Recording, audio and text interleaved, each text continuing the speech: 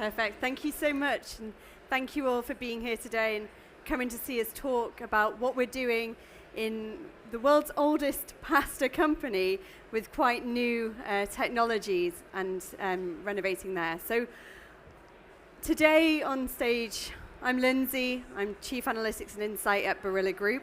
And I'm also joined by two of my absolutely incredible team, Mariama and Alex, who will be talking with us today on the presentation.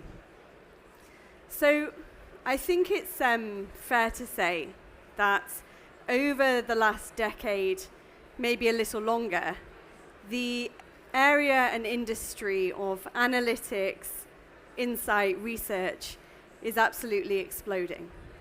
And rightfully so, because the more touch points we have, the more we're engaging with our consumers, our suppliers and shoppers, the more we would like to know, is our messaging, is our impact, is our sales, is all of this actually working?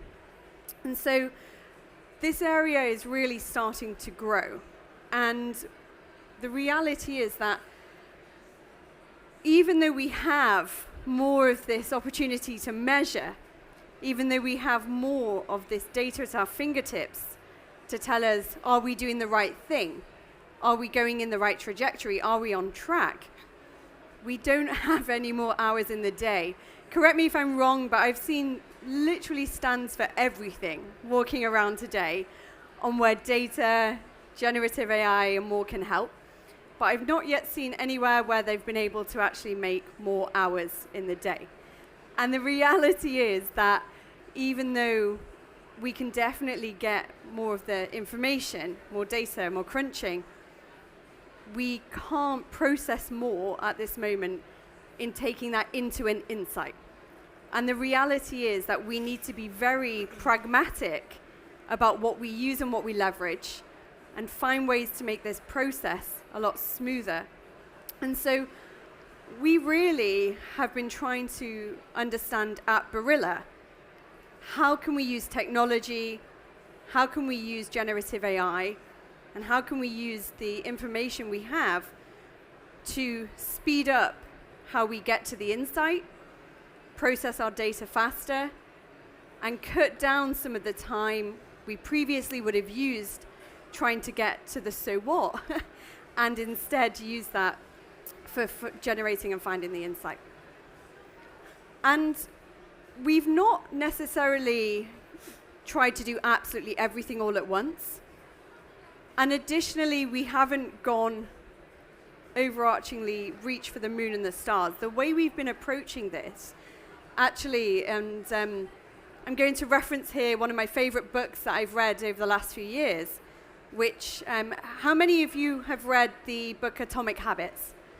Interested to see your hand. Yep, quite a few in the crowd here. It's a great book, by the way. If you haven't, I'd recommend it.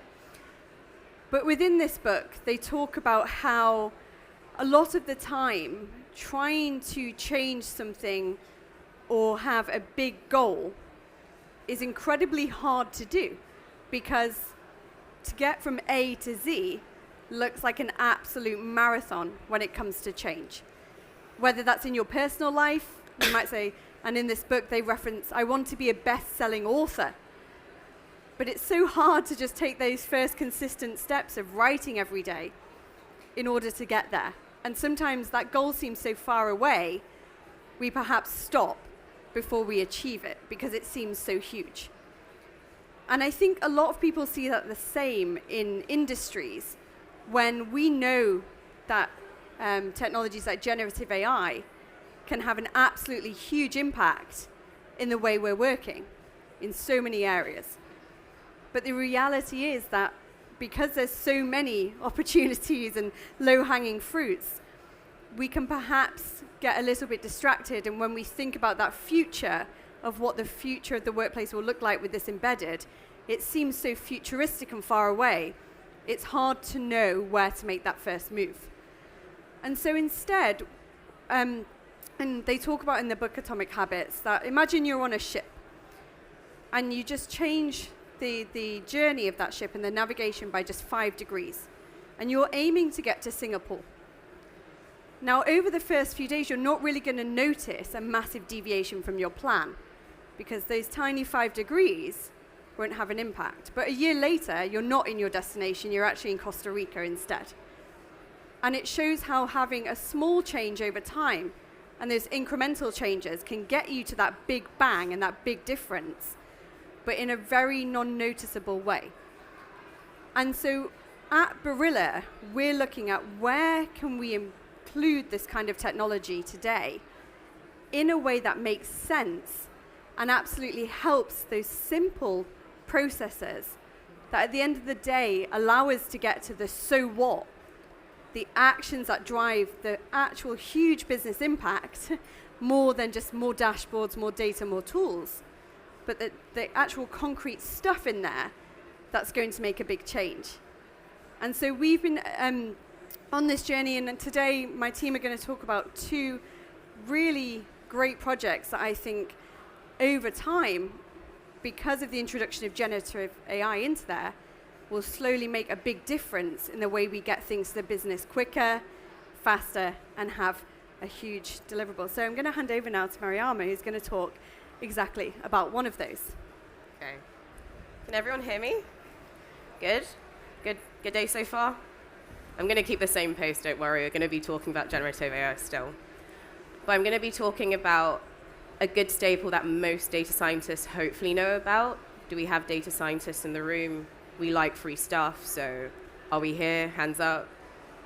Oh, there's 1. There's 2. Everyone else is too ashamed. I'm going to be talking about marketing mix ROI. So for those of you who don't know what it is, I'm going to give a really quick rundown, and hopefully as I'm talking about it, you'll be able to understand why it's so transformational. And then once I get to the end, you'll probably hear a bit more about the Gen AI, but I want to really get into the crux of the data science and the beauty of that first. So when we think about marketing mix ROI, it's really to enable the optimization of marketing investment. So how do you really impact that bottom line? When we started our journey, like Lindsay said initially, we really had a few things that we really had to focus on. As a data scientist, I wanted to make sure the outputs were absolutely correct. And that's what we really went on to do, but there were 3 key things. We want to look at uplift revenue contribution, we wanted to look at ROI, and then finally we also wanted to look at optimal investment, or how much is a spend going to saturate. Don't worry, at the moment I'm giving you more buzzwords like we've seen outside. I'll go into it a bit more. So we want to look at 2 components. What's the input and the output when we look at things like marketing mix ROI? When we look at the inputs, it's really the data. We want to make sure the data is clean, it's usable, and coming from a CPG like Barilla, 150 years old, amazing pasta company, the data existed, but how do we get it in a format that it's absolutely usable and ultimately actionable, and then we get to that so what. So these are just some of the data points that we have. We've got media, so think about television, think about what Facebook is. Anything that has media spend behind it, we wanted to have that in the model. Then we also had things like trade price promotions in there. We had retail customer data, we had contextual data, so think about what happened in Ukraine, for instance. What else can we feed into that model to make it smarter? Seasonality. You wouldn't think that pasta is necessarily a seasonal product, but we're not just a pasta company, we also have things like pesto.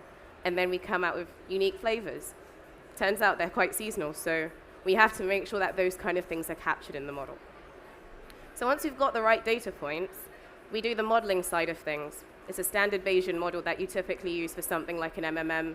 If you don't have enough data, it's one of the best models to use. If you do, use a frequentist. For the data scientist, I'm sure you love the reference. For everyone else, go on the journey with me. And once we've got all of that data coming in, we need to get to an output. So it needs to be, well, quite a few things we've got here. But like I said, we wanted to get that uplift revenue, we wanted to get an ROI, and we also finally wanted to understand the optimal investment. And those came in 2 different formats. We had a dashboard and we had a PowerPoint. But what we found over time was we needed to really optimize the way we were delivering this message, because we had the right data. We had the right data science coming in with it.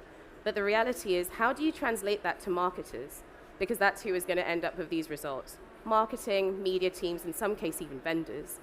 How do we all get them on the same page to ensure that they can leverage this data in the best way possible to get to that transformational change, to go that 5 degrees and end up in Costa Rica, as opposed to, I don't know, just staying stagnant in London?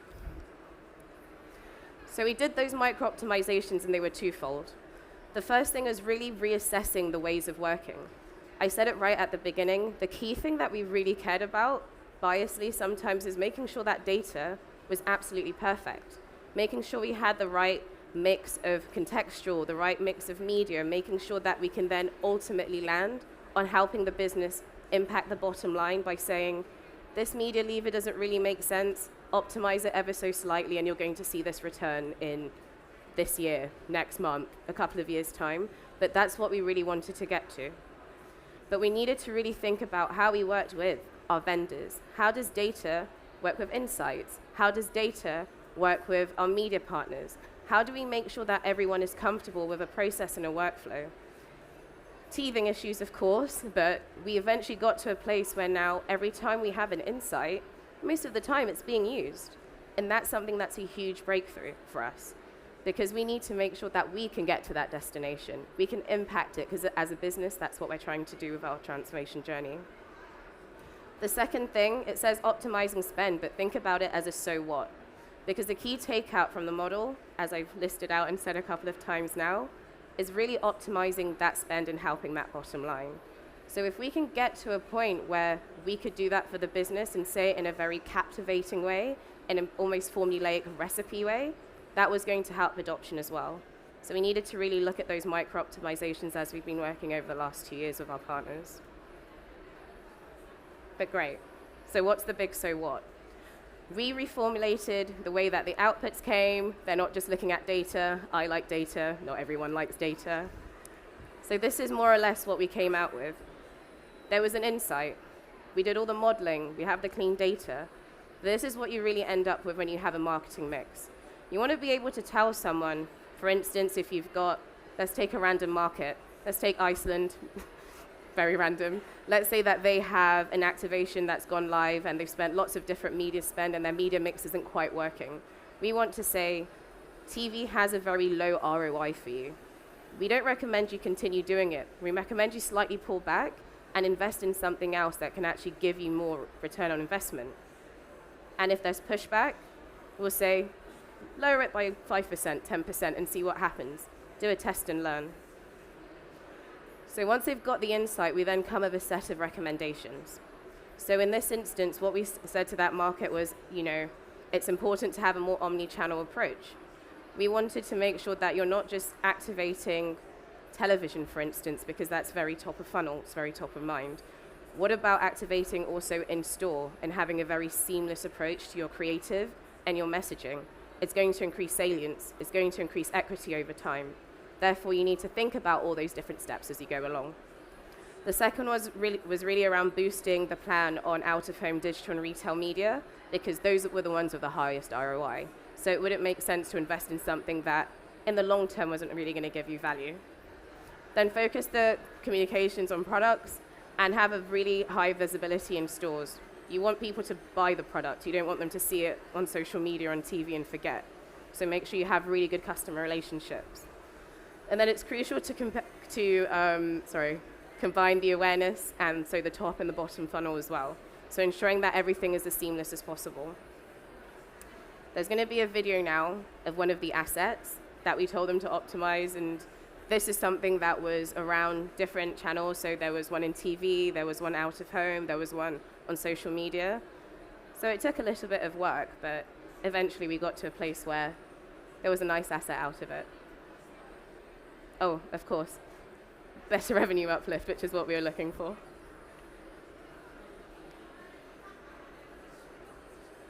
Can you guys hear it? It's a nice asset. You have to just trust me. It's in German and it's beautiful and there's nice music. But so what? What's really next? So I said I was going to really start off by giving you an overview of what data science has done and a good process has done and a good understanding of something that's quite mundane. Like Lindsay said at the beginning, we want to take something that exists and then we want to elevate it using generative AI. We don't want to completely replace it and we don't want to do everything. And this is one of the projects that we wanted to do that with. So it's very simple what we wanted to do, and it's a very small tweak. Large language models. We have tons of insights that are coming out of this model, and we have tons of insights that we need to disseminate to marketers, but the reality is that they're busy. One of the reasons why sometimes it's quite hard, the processes are they're quite tricky to deal with. But what we want to do is optimize the amount of time it takes to get to an insight. You'll need less people. And we also want to ensure that we have lower costs to do that. So if you can do a deck and have all the insights, making it very beautiful, similar to what you've just saw, hopefully you found it beautiful, as opposed to that taking 5 days to get to all of that information, we want to get there in 2 days. So you're saving 50% of time to do other things. So that's one of the huge benefits, and it's a very small tweak, but it's using something quite powerful to do it. The considerations, however, because I think it's always fair to be transparent, there are some limitations when it comes to using large language models, especially if you're going to be getting them into things like Power BI or into PowerPoint. There's a string limitation, so how much insight can we extract? How do we work with our partners? How do we do things that are more innovative? How do we standardize it so there's not as much text? How do we upskill the people that we work with to be more comfortable with what they're telling them? That's a consideration we have to take, but I'm quite excited for that second part of the journey. But for the time being, we're leveraging something quite powerful in a very, very useful way. And then the second one is the quality of data. I started off of data, I'm going to end with data. I love it. I want to make sure we have as much as we can in our marketing mix models, because the more data we have, the more enriched it is, and the more that we can leverage it to inform business transformation. Thank you.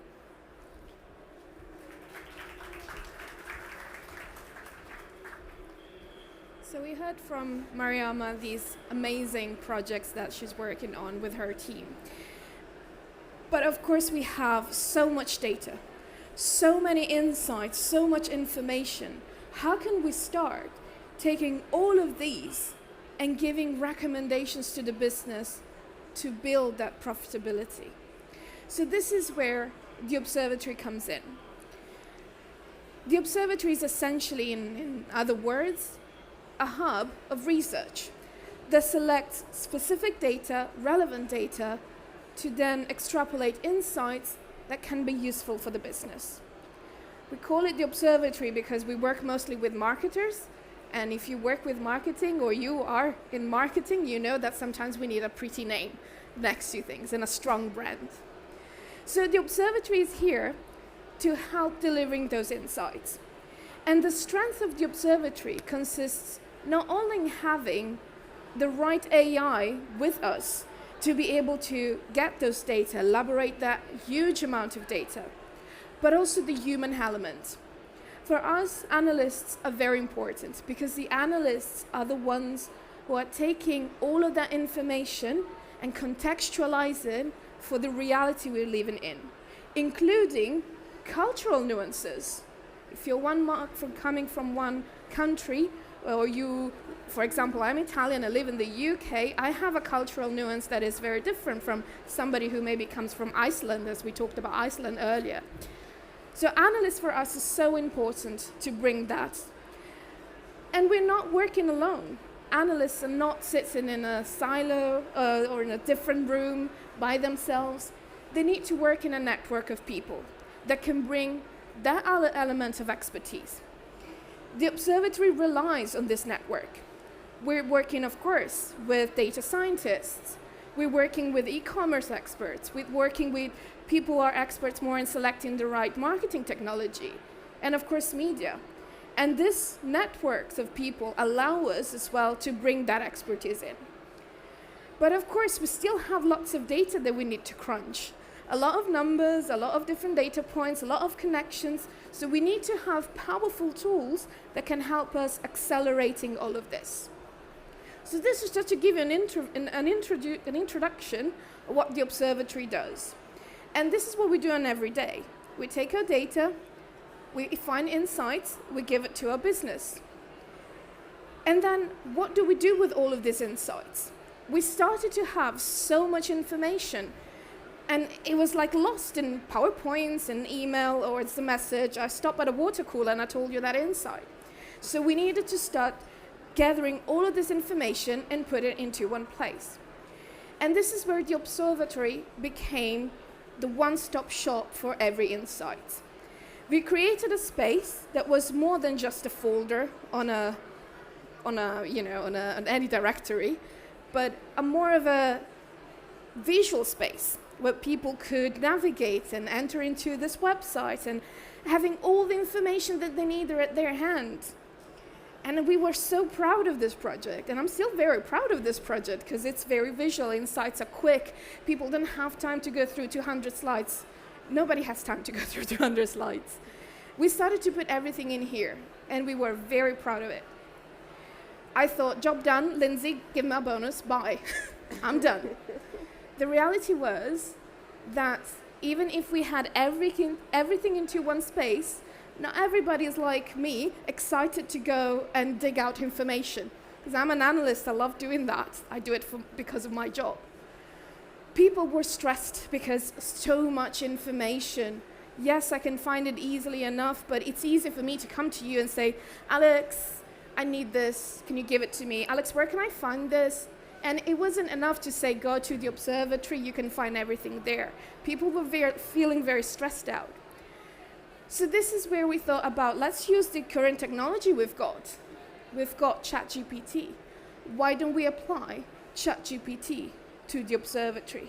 So instead of talking to me, you talk to the observatory GPT.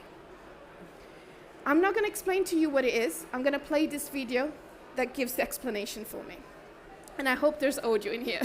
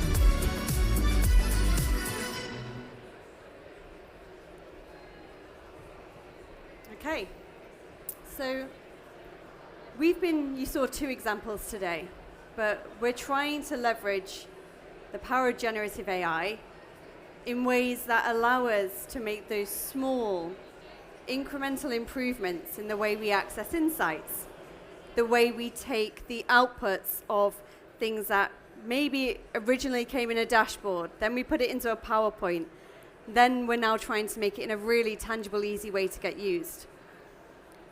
And we've been using it in many different ways across the organization to try and have that 5-degree change that over time is then going to have a huge impact in where we go in our destination. And by doing it this way, the organization is also coming with us on the journey quite smoothly, because we're not incrementally overnight hugely changing the way they work. We're adding benefit and ease to the processes they find perhaps a little frustrating previously. And as you saw with the example of the Observatory GPT, making things quicker, easier, faster, and at the end of the day, driving the most important thing, which is getting all of our data into an insight and then turning it into a so what that actually gets used by the business. And so I can't show you our actual hard target, so you'll see an X on screen here, but we have a mission within our function that over the next 3 years, we will make sure that we continue to optimize a lot of these processes and leverage digital AI, generative AI within them to really step change and bring both benefits in terms of man hours, cost, time to the insight, but the most important one is the amount of stuff we're recommending that then get taken into key strategic business decisions that we can track and have an impact on our bottom line.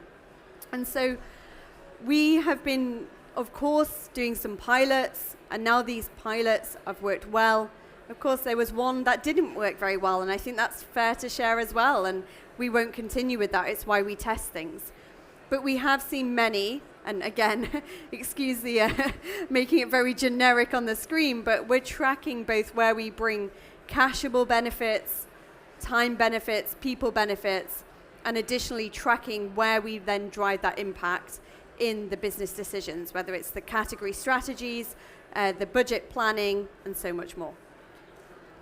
And so our key takeaways to really share with you today is that the biggest impact of using generative AI within any organization isn't from having the new and shiny tool or having something that's absolutely great in terms of looking, but actually it's how we take the sheer volume of data and turn it into an easier and simpler process.